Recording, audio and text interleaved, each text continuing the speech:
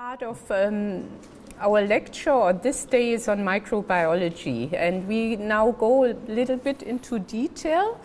We will talk about the requirements for the water testing, which is basically microbiological testing.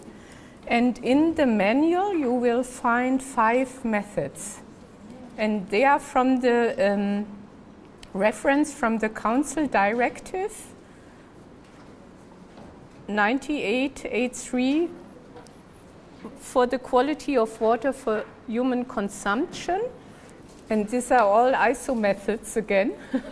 Reference from the Water Directive. You see we have requirements for water quality testing on E. coli and coliforms, on enterococci and pseudomonas, and enumeration of cultural microorganism, which is also called colony count by 22 degrees and also 36 degrees, and testing for Clostridium perfringens, including spores.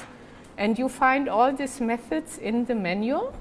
I couldn't copy them completely, but you have more or less everything you might need to make up your mind what you need in order to implement the methods. And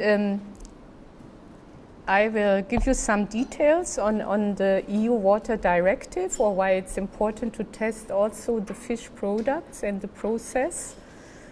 Also on the water within the process, on the quality, because this could infect also your product, of course. And the Water Directive, if you want to go back and see what kind of requirements you need to fulfill, you always need to go back to the latest amendment, because there were some changes also when I now checked the directive. Normally, the standard gives you the ISO methods you need to apply for the water quality checking.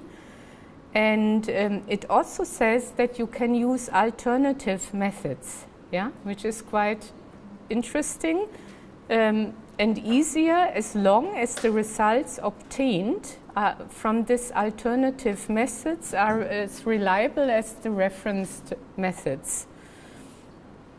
What the Water Directive says, all the tests must be made by the membrane filtration method. And they give also pore size of the filter, which is 0.45 millimeter. And also the reference for the sampling goes to an ISO standard. It's the ISO standard for sampling in the frame of water quality, which is the ISO 19458.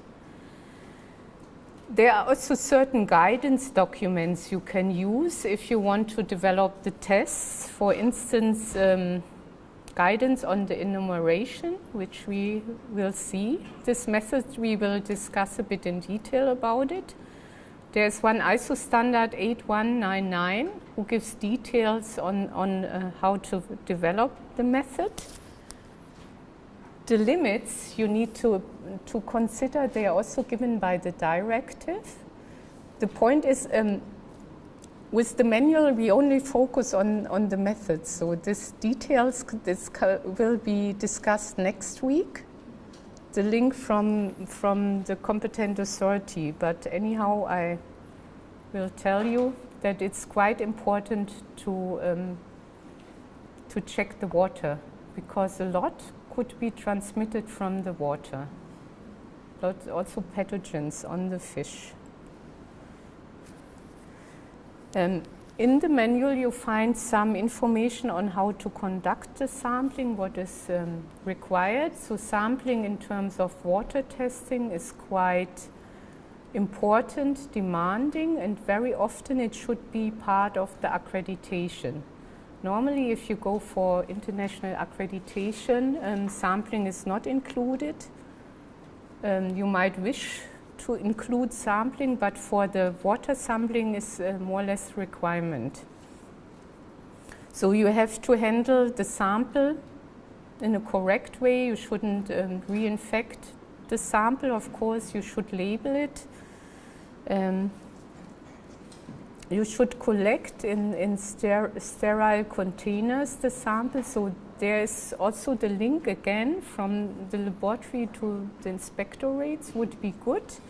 If the laboratory responsible for the water testing could give the sampling inspectorates the necessary equipment, the sterile bottles for the sampling, and what is needed, and also train and instruct them how to do the sample, because also time is very relevant for the water sampling. So it would be good if the sample is as quick as possible back in your laboratory. So means of transport, quite important. Also storage temperature. Again, also when the sample arrives in the laboratory. And there are some guidelines as well. If you test closed containers, which is bottled water, for instance, it has to be very quickly tested within 12 hours. And so to say, all water has to be tested within the same day or start testing. Question. So let's say in an instance where you want to send some samples from a relative lab. Mm-hmm. Right? But it might not get there within a 12-hour period. How will they cover that? It's either they have their guidelines or they could store it in between. I mean, So also. if the vaccines of yours are within 12 hours, then it's based upon what their procedure says. Yes, also, and it could infect also the accuracy of the results. You don't know, because water is ideal medium to multiply the microorganism. Or to destroy them. Ice is the same, yes, ice is the same. It's also, this could also be, you know, that ice is contaminated, that when you store fish, or the fisherman brings the fish from the port and it has ice on it, and if this water was contaminated, okay, it's a bit frozen, then it could also contaminate the fish on top.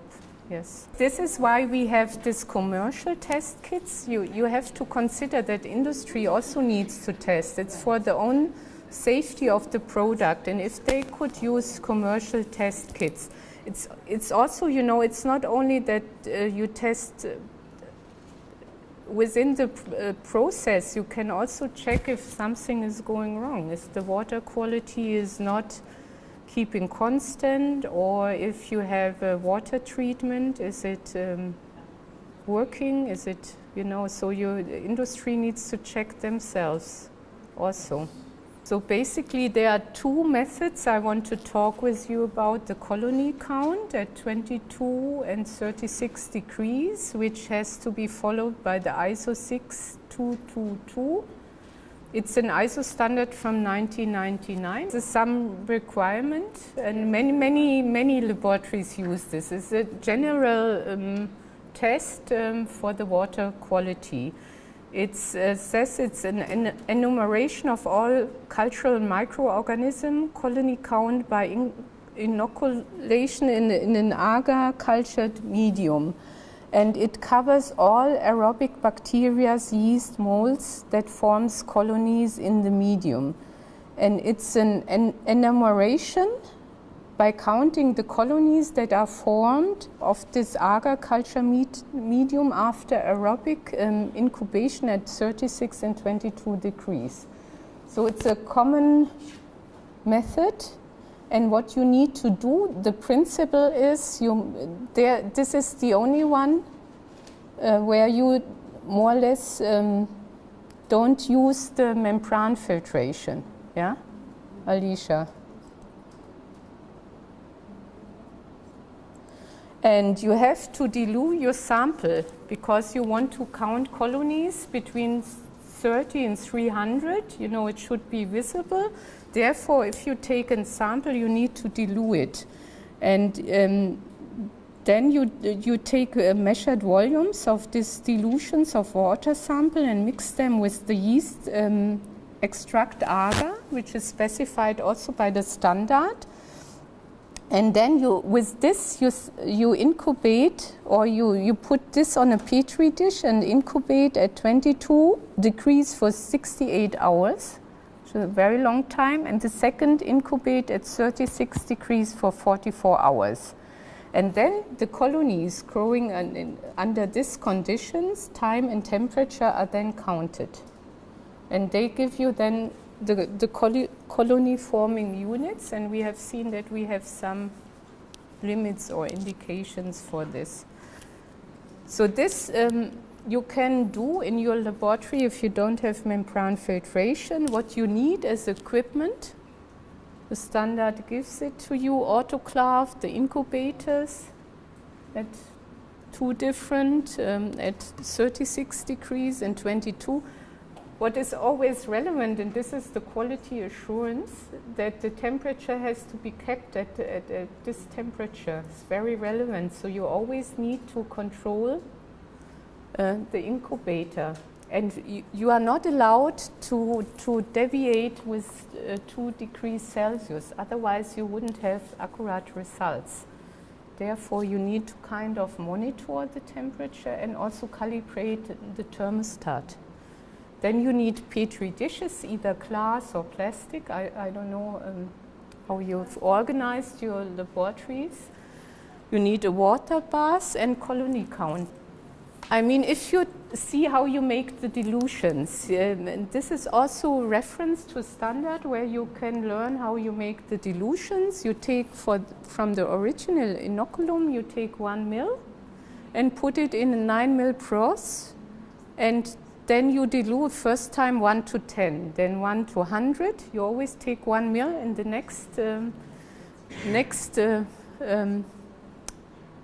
dilution, and then you dilute down. And then you have to do this maybe 5-6 times. You will also have your experience as a microbiologist. If you see your inoculum, you already might know. And then you plate them out, you know, and then you have all the plates, and you have to see at the end if it's incubated where you have the countable colonies between 30 and 300. But there's also a standard on it, how to do this. What you need to consider, what's always given in our ISO methods, is the media. Yeah? Which media is specific, which media I need for this to conduct this method, because the media needs to be specific, selective for the microbes I want to see and want to multiply. And this is what I did. I mean, I give you one recipe how to do the media. This is also written in ISO standard where you get the information from, yeah, which is kind of valuable.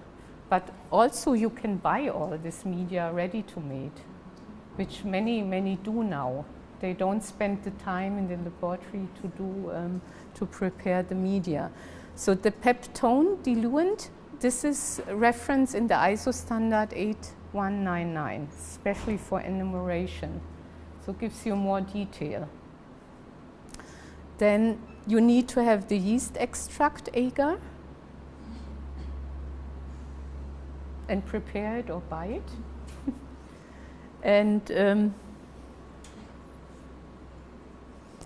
then you make your dilutions, and you prepare a set of dilutions, 5, 6, you will see. And then you prepare your pour plates with this yeast extract agar. And the pour plate method is described elsewhere. You place a volume of the test sample not exceeding 2 ml in a Petri dish. And then you add 15 to 20 ml of the agar you have prepared and mix it well and allow the medium to set. And then you put the plates inverted into the incubator, other way around, so that the condensation is not infecting your agar.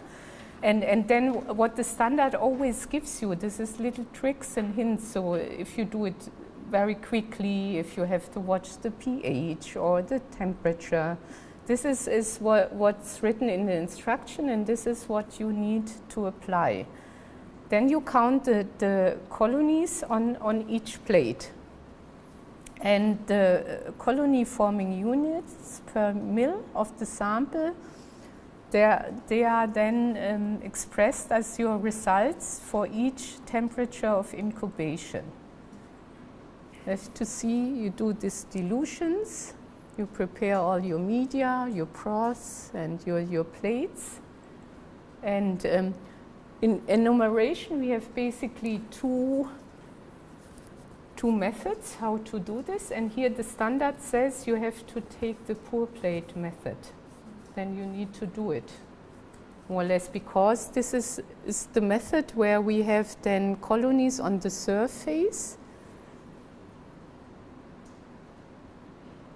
and subsurface. This is the difference to the spread plate method. So if now this is a scheme, you can read it everywhere. If you don't have the standard or buy it, maybe then you can check the internet how to do it if you have not received the proper training, or ask a colleague. But it's not so difficult. Also, I guess it needs a lot of experience to work in the microbiology. So you pipette your sample in this sterile plate. So always, if you work in the microbiology, you have to work in a clean environment. Best would be in a clean bench. You do this. I heard not many have, or laminar flow, where you have a filtered air. And you always have to work in a decontaminated area. You monitor your environmental conditions, that you don't have the same microbes that you want to detect in the environment. And then you have the autoclaved petri dishes, and you put your sample in this petri dish with a sterile pipette. Yeah? And then the medium, the sterile, which you prepared before, is added, mixed well with the inoculum. Then you let it stand. Then you incubate this very long time, invert it. And after this, you will see your colonies on the media. See, since we are not in a laboratory, I try to find some pictures how it looks like. See, they are using the glass petri dishes. So what is important is time between the addition of the test sample and the addition of the medium. This should be quickly done. It should not exceed 15 minutes. This could also then influence your test result. And then you mix carefully by rotation. This is all what the microbiologists know, how to do this, how to work in the microbiology, and then you put it in the incubator. And then as soon as you have set the time, this is also very important. Consider always time, temperature, the volumes, the pH. Then you have to do the examination as soon as possible, as you remove the plates from the incubator. So for instance, what the standard gives you is how you prepare this yeast extract agar, because it's selective for the aerobic microorganism you want to see. And it's kind of recipe, and it gives you also in the instruction how to prepare the agar. So you also need pH meter, and then you can make a little bit more of your yeast extract agar, but you shouldn't store it for too long. It depends on how much you are working in the laboratory. So it's recommended to store the medium not longer than 4 hours at 45 degrees Celsius. Such things you learn from the standard, for instance. This is knowledge from laboratory work and experience. And this we haven't put in the manual. I mean, this is because we couldn't because of this copyright. But trick is, or what is very easy, if you go to the commercial suppliers, if you check internet, then you also see how media, you also see recipes of the media. So more or less, you also will have an idea. how to prepare the media.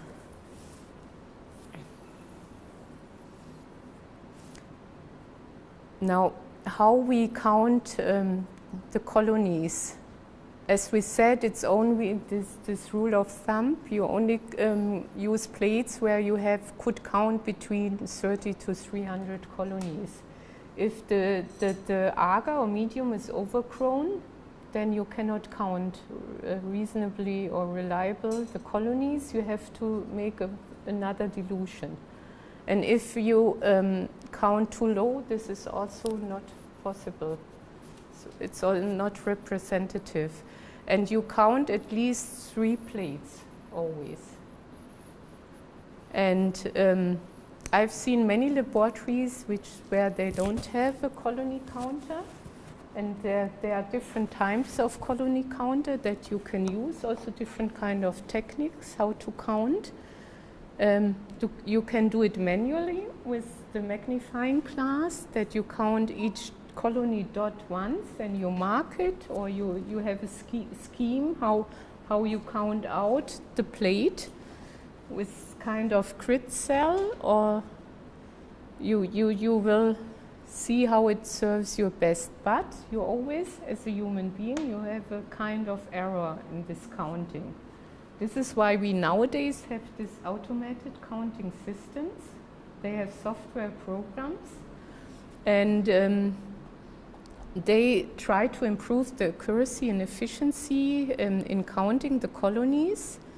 And they take image of the dish and separate out the colonies from the background. But these systems also have some problems because they always need constant calibration, and it could also reproduce some failure. Since we are also talking about quality assurance, or what we also need to do in our laboratory to come to reliable and accurate results, I was checking what could be the failure in doing this kind of method. And we have some problems or failure could arise that you count without this magnifying glass. So it's up to you to count. You know, you start counting, someone is phoning, don't know where you were. No, this is really happening. So it's concentrated work, and you have to have a system in place. And what I always say, that the microbiologists, they have need a lot of experience. This is also relates to this dilution, you know, that they know maybe how many dilutions they need to make. Then also, this is why we need water bath. Temperature has to be correct for pouring the agar to do. But this is where we can have incorrect results. This stems from the media. How we did the temperature of the media. It should be clearly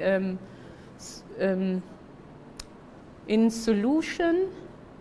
And you always have to have a good quality of the media. Very often if I go in laboratories, 2 things. Water quality is very important. Deionized water, there's also indication on the water quality.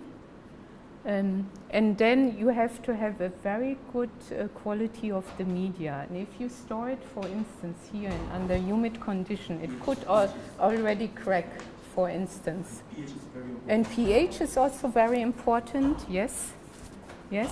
And then if you take out, very often this sounds very little, so to say, but the media is key here, and it should always be kept at the temperature that the manufacturer is telling you.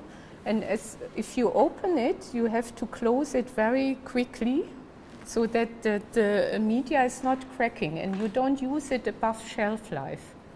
I mean, this is also, when we come to the quality assurance, very relevant. Also pipetting, I will show you with the next slide. Then wrong composition. If you use balance, is not calibrated. You use pH meter, is not calibrated. Yes, you know, then you use pipette that is not calibrated. then even with such a test, which is not so critical, you know, you can have a very huge measurement uncertainty, so to say. And then, of course, wrong incubation temperature. And this is with the incubators, they really, I don't know how many you have, or if you have adaptable incubators, or it depends also on your workload. They should really constantly monitored. And the new ones, they have temperature lockers, and they are all also need calibration, not only observation constant of the temperature, but here we allow deviation of 2 degrees Celsius. And this is also written in the standard. This is more or less what is allowed in order to get correct results. Here I noted down calibration, volume, temperature, weight. So if you go in a laboratory, first thing is use of calibration standards for pH meter. Use of calibration weights constantly for the balance. And pipetting is also very relevant that you do calibration, especially also if you work with ELISA. If you use pipette very often, and then you need to send it to your metrology institute, and if there's none, maybe to the supplier.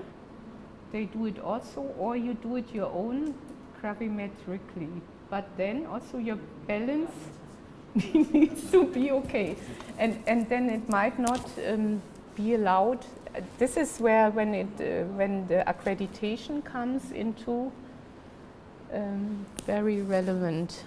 Then also you need to check your environment in the microbiology and the quality of media. And a quality media check is something which has become more emphasis. Validation in the microbiology is the new topic. And the new ISO standards, they all have information on the quality control performance criteria for the media.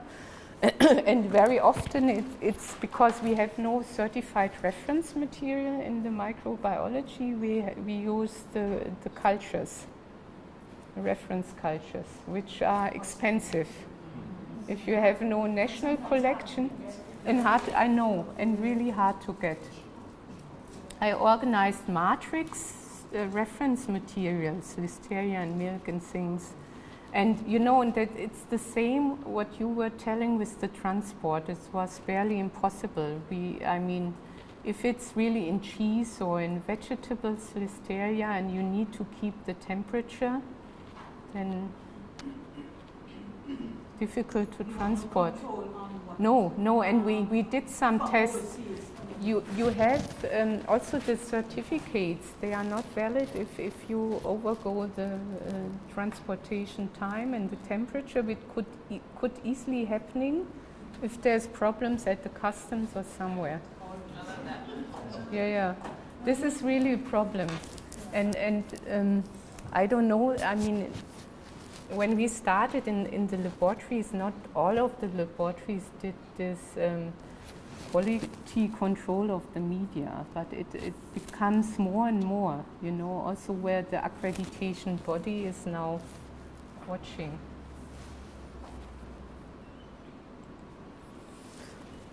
This is one picture where you see the effect of the pipetting and the position and the accuracy. It's only from handling, but then also the pipette has its own accuracy. And they also need to be calibrated as such. I mean, in this range of their accuracy once a year. So we had just with some laboratories accreditation visits, and if it's PCR technique, where it's more or less difficult to understand more or less the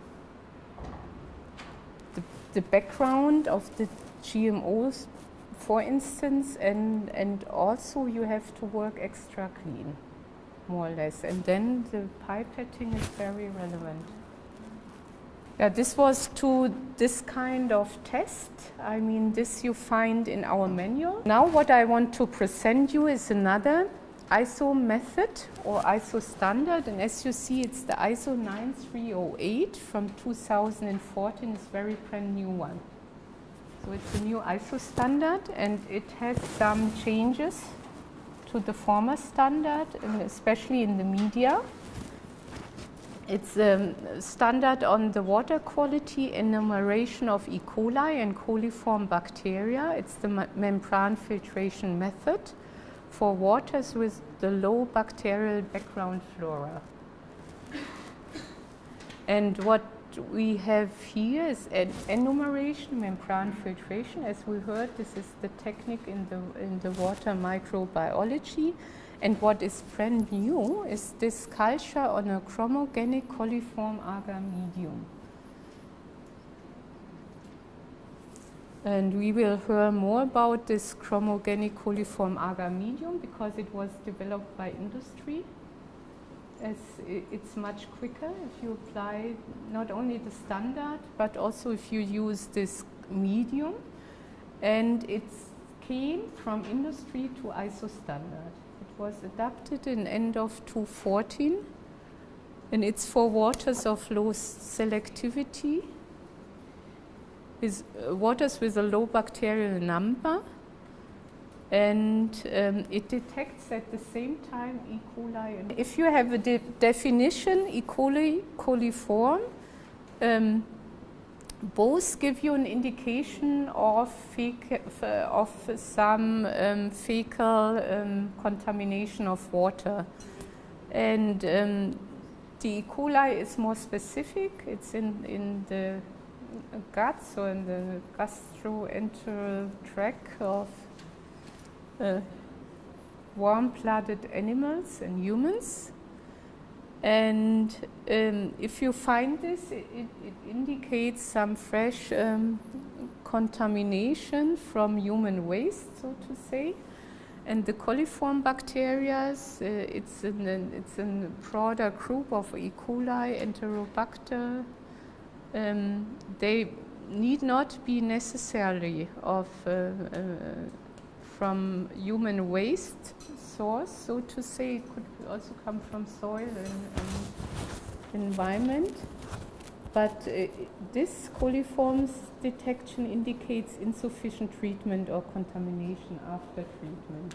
Whereas if you find E. coli, could be, I mean, it's an indicator that if you find E. coli, you could also find pathogens that are in the human waste or then could have a zoonotic effect. So given the standard, so this is what we have in the standard. Equipment you need is autoclave. I mean, always if you work, you need 2 autoclaves, dirty and clean one. Also for the decontamination, especially if you work with the pathogens. You also need to decontaminate some. You need incubator, pH meter, and the membrane filtration equipment, which should be in place in any of your laboratories. Alicia, you need to have one. And we need the membrane filters, then the faucets, everything sterile, and some lube. You see membrane filtration equipment. And media we are using is chromogenic coliform agar, oxidase reagent, and the TSA.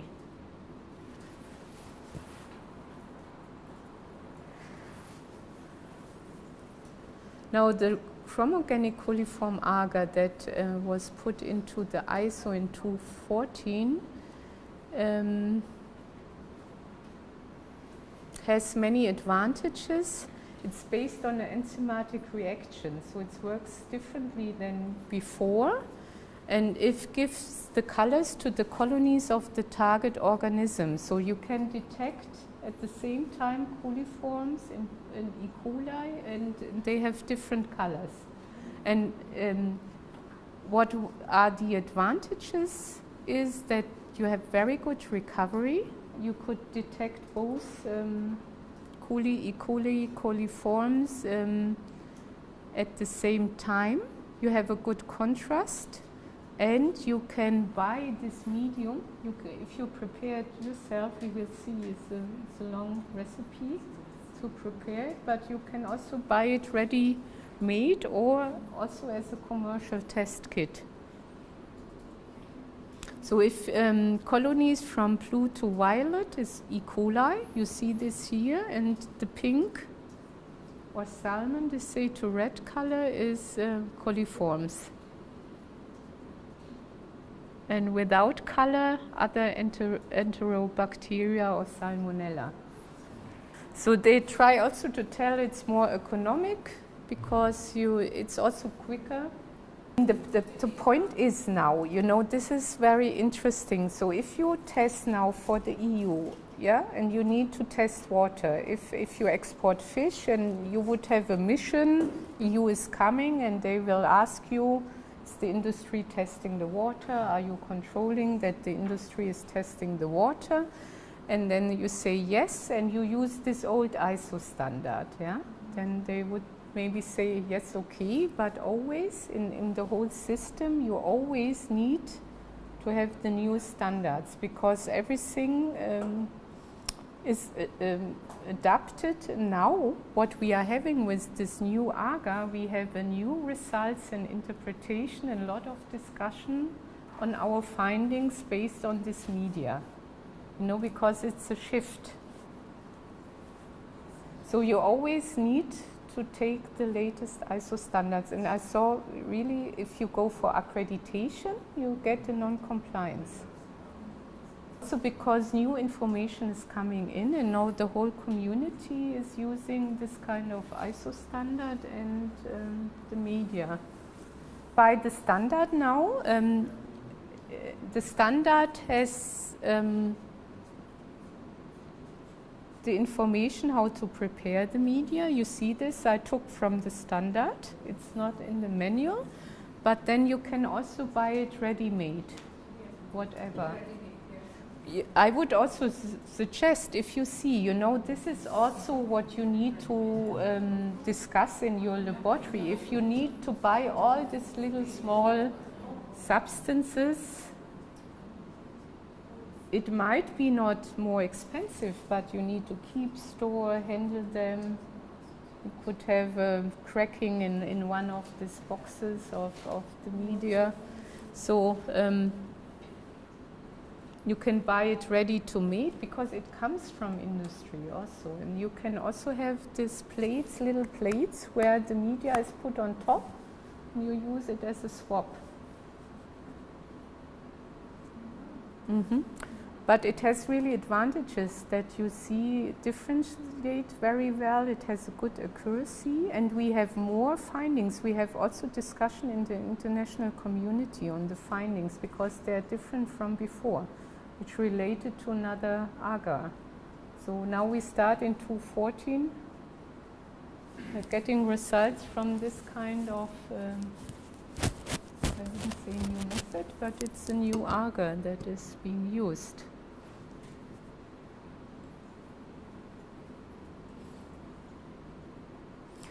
For the procedure, you might all know how membrane filtration works. You take the water sample, so it's 100 ml, should be 100 ml, could be also more, and you filter them through the membrane filters, which are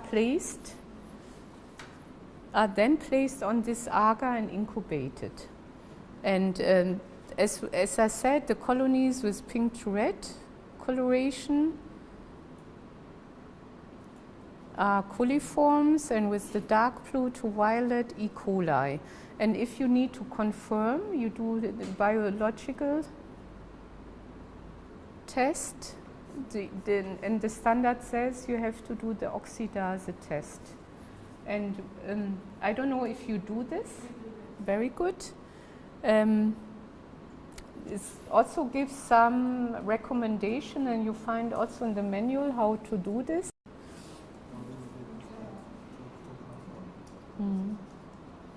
So principle of the membrane filtration, everything should be autoclaved. The filter as well. You put the filter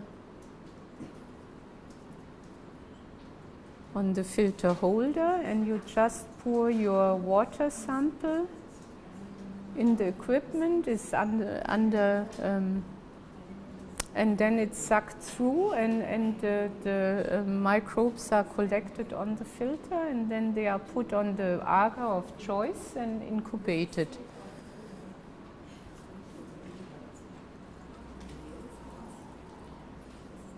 And we mentioned this again. This is one real-life sample. You see E. coli coliforms. It's easy to detect and to count, hopefully.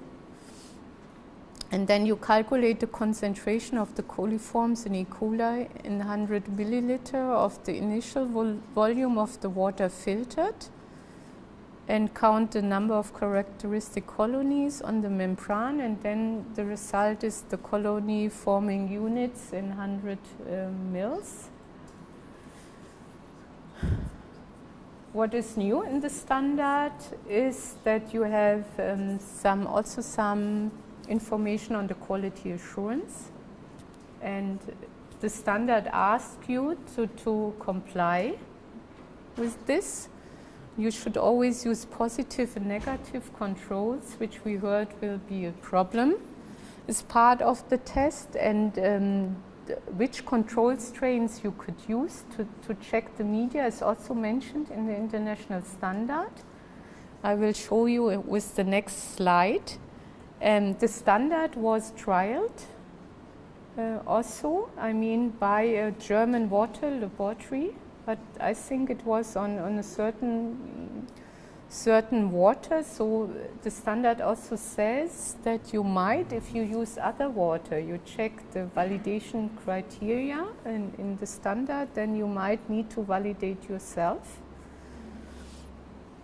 And this is extract from the standard. It's not in the manual, so if you want to repeat the method, you need to buy the standard, and you will have all this information. But also I will show you in the next picture, if you go to the commercial suppliers, they will also show you which quality control you could apply. So performance testing, we also mentioned this in our manuals, but to be really specific, you need to have the standard in place. So you check the chromogenic coliform agar, if it is working, on the productivity, selectivity, and specificity. Sorry, specificity. And the control strains you are using or should use, they are provided here. Incubation temperature, the reference medium, the method of control, whether quantitative or qualitative, and the criteria, and the reaction that are expected.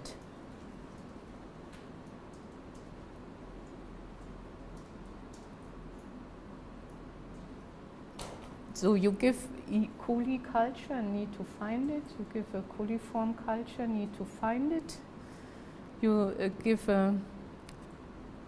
another culture, shouldn't be found on the medium, otherwise something went wrong. So you prove yourself also what you did during your handling. Could also be that you used sterilize and killed everything on the plate. And this you need to do. And if you order, for instance, the control strains, you need to have the certificate, you have to have correct labeling, and you need to produce also the data. I mean, you have to then relate to the findings and report your results accordingly. This is, so I went to a commercial provider, and you see they also give some indication on the quality control if in case you have not the standard yet. can also check there, and I checked it, it was also compliant. And they also always give reference, and we did the same in our manual to the ISO standard for quality control of the media. It's also a very new one. It's the ISO 11133.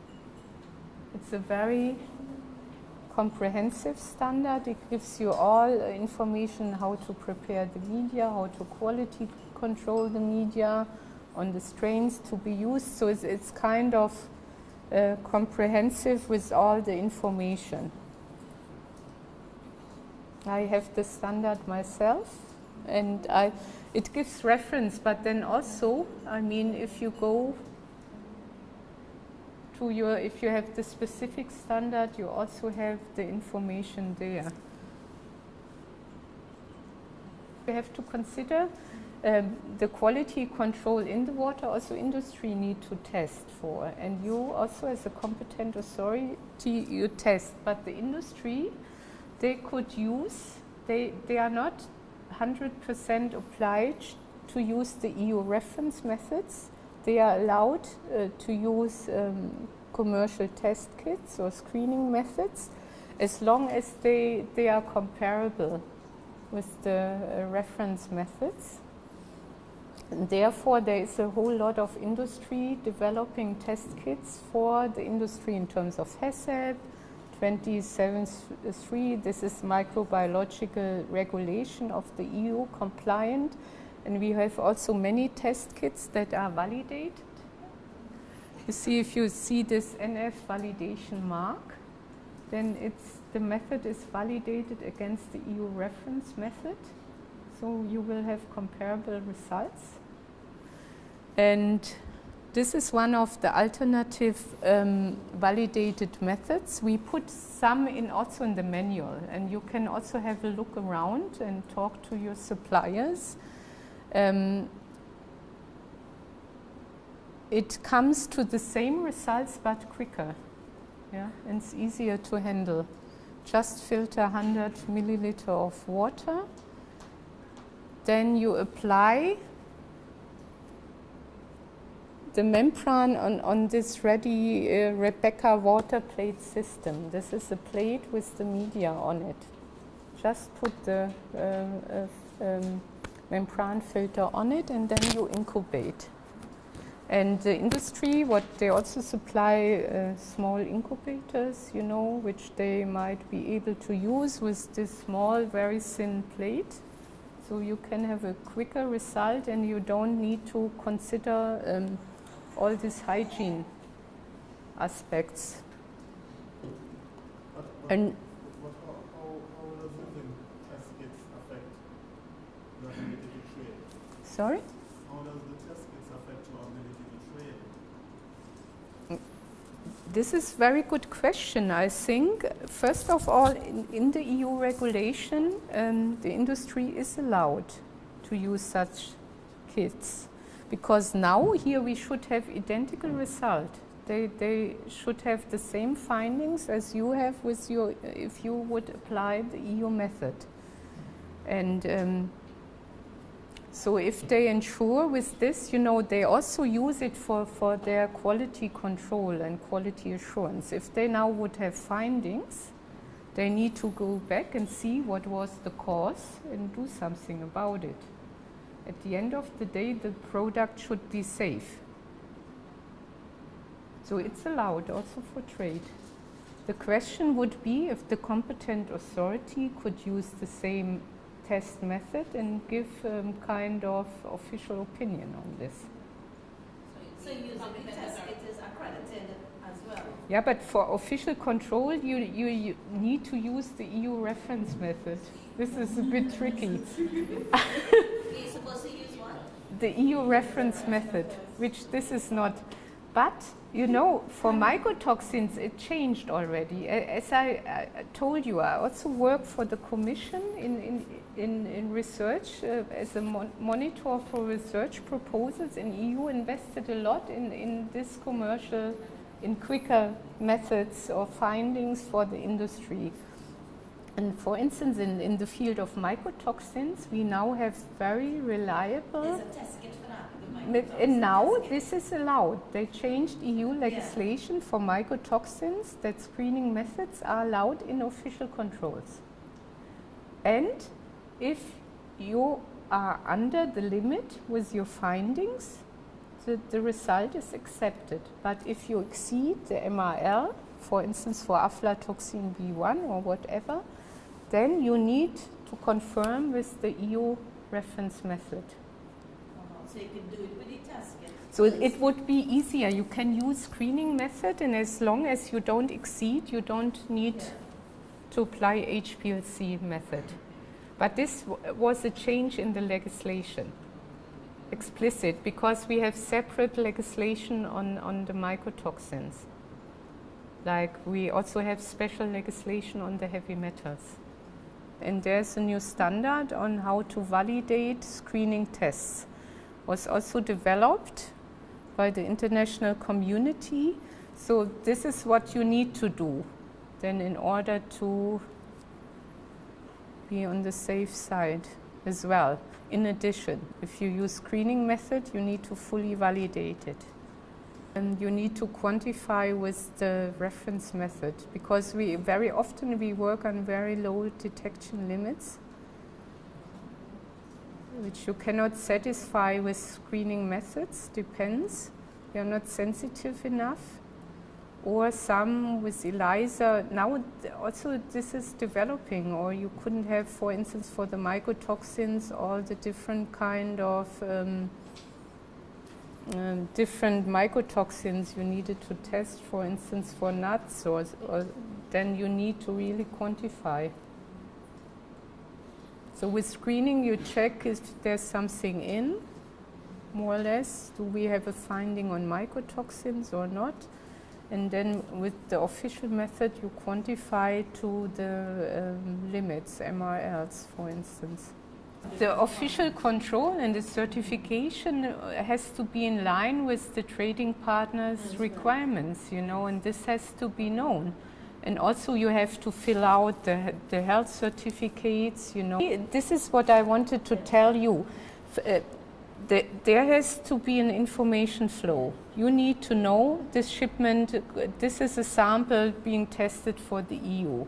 Then you need to know, I need to apply this method, I need to check recovery, I need to express or calculate measurement uncertainty. Of course, you have done this before, but then you need to maybe also need to know how much time you need for presenting the results, and this information you would need.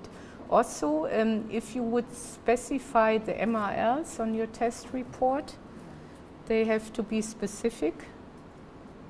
I think the other issue that perhaps you need to take into account here is the cost and benefit of setting up particular testing methodologies. Because if an exporter comes to you and says, oh, we want to export a consignment to Greenland, for example, and Greenland has set very specific testing requirements. But if it's just one small consignment in a year, then it might not be worthwhile investing in that methodology. So you have to take into account the volume of trade which might be involved, because in some cases it might be more cost effective to say, no, we can't certify that because we can't meet those conditions, and it would be too expensive to invest in that methodology just for that level of business. So you have to have some strategic vision in terms of the development of the testing services which you want to introduce, so that you don't spend a large amount of money and all your budget on something which doesn't have the economic benefit to your export sector. Yeah, exactly. Because you have to have the test methods more or less ready, fully validated, and to be used. And this is already investment. And then, of course, it should be economically worthwhile to use the method more often, of course. So, for example, if you work in the tuna sector, then histamine analysis is going to be a very important strategic test for you to develop. If you don't have a tuna sector, or you're not dealing in any of the species in which histamine is a potential hazard, then you don't need to develop those methods. So you have to, what we find is that sometimes the laboratory analyst doesn't actually take into account some of these wider strategic issues. But as a laboratory manager, yes. Yes, you have to. In the way in which you develop your services and make sure that they're cost effective and efficient and so on. Our test methods gives you also an overview. For instance, for what you might need to invest for the water microbiology, you need basically membrane filtration system, which is kind of you might have, and it's not such a high investment, but you have to also make a decision, or the competent authority gives you kind of the tests you need to conduct. So I don't know how many tests that this will be, but the trend is in the water microbiology that the turnaround time is really interesting as well, and that we have new media, that we have quicker results, that industry could use this commercial test kits, of course. Not any of the industry has in-house laboratories. Is either they do their own tests, and with the opportunity of having this test kits in place with a little incubator, they wouldn't need even an in-house laboratory, because otherwise they need to go and have tests done by private laboratories, which is also costly. It's better to control your own process in time with these test kits, and it's quite helpful. These are little sets also which you can use, it's a kind of mini laboratory. Because if you start also as industry with your own laboratories, this kind of could get bigger and bigger. I mean, you need also to develop a laboratory section. You have to be involved in the same activities as the competent authority laboratory. So this is kind of offered to the industry, which is also being used and developed more and more. But what we have now, if we use the standard, that we have now higher requirements on the quality control given by the ISO standards. This was not before. It becomes very specific now. And since it's very difficult to produce reference materials in the microbiology, it all works with the strains, which you could have if you have a national collection. We have some countries that have national collections, so which is an advantage, and otherwise you need to buy them from the US, from the ATCC. What is relevant here for the water microbiology is the sample taking, which you have to decide whether inspectors are doing this or the laboratory.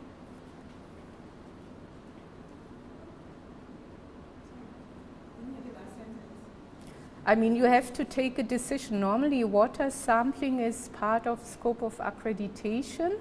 So because it's relevant for the results, you need also to take a decision whether you do the sampling or the inspectors does it. I see many problems are there if inspectors are taking samples for the microbiology, especially water microbiology.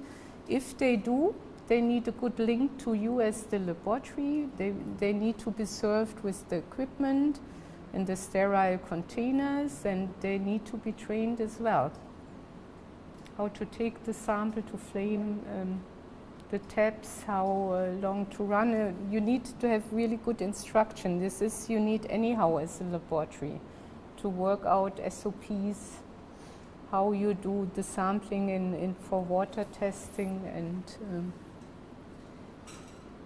handling of the sample preparation. The European system, we have NF validation. NF comes from AFNOR, it's the French standardization, and they have developed a mark kind of for test kits. If it has an NF validation mark, then the test kit meets the requirements of our microbiological regulation and can be used, and it gives automatically European recognition. And Air Biopharm test kits, which we will see tomorrow, they also have NF validation. So you can have a look at the websites. Also, if you go to BAM, FDA BAM, you also can have an overview on all validated test methods.